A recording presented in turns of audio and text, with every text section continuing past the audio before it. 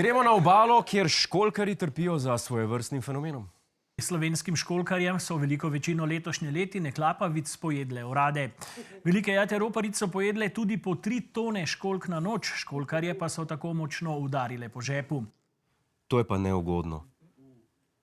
Pismo sem do zdaj mislil, da ribe jejo samo tisto hrano, ko dobiš v trgovini za male živali. Vsak dan se nekaj novega naučimo. In kaj pravijo školjkarji? Mi smo prej povprečno pridelali 200 ton in prodali 200 ton letno.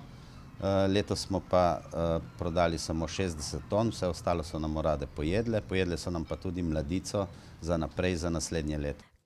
Priznam, jaz bi tudi jezen. Gojiš tiste školjke, ali ne vem, ko jih gojiš. Ali so pač tam, pa si lastnik jih gojiš, ne? Pa pride orada. Verjetno se sprašujete, če imajo orade rade školjke. O, rade. To je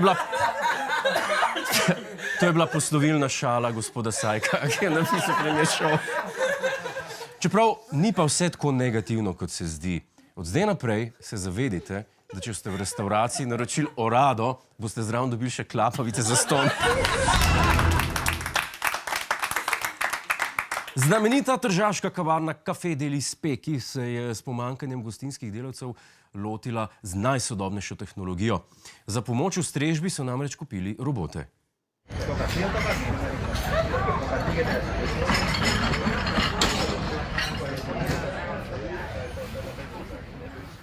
Natakarski kolegi so z roboti zelo zadovoljni, gostje pa so izrazili začudenje, rekoč, da jim ni jasen, kje se ta robot za rit prime.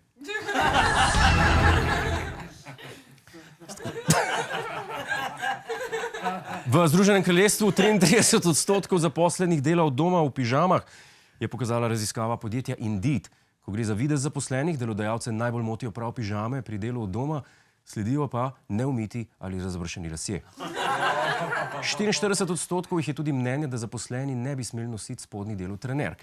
V Sloveniji delodajalcev ne zanima videz pri delu od doma, skrbi jih samo in izključno štempljanje. Hej, preden greš, klikni tukaj in se naroči na naš YouTube kanal, imamo pa tudi TikTok, Instagram in Facebook, tako da le urno.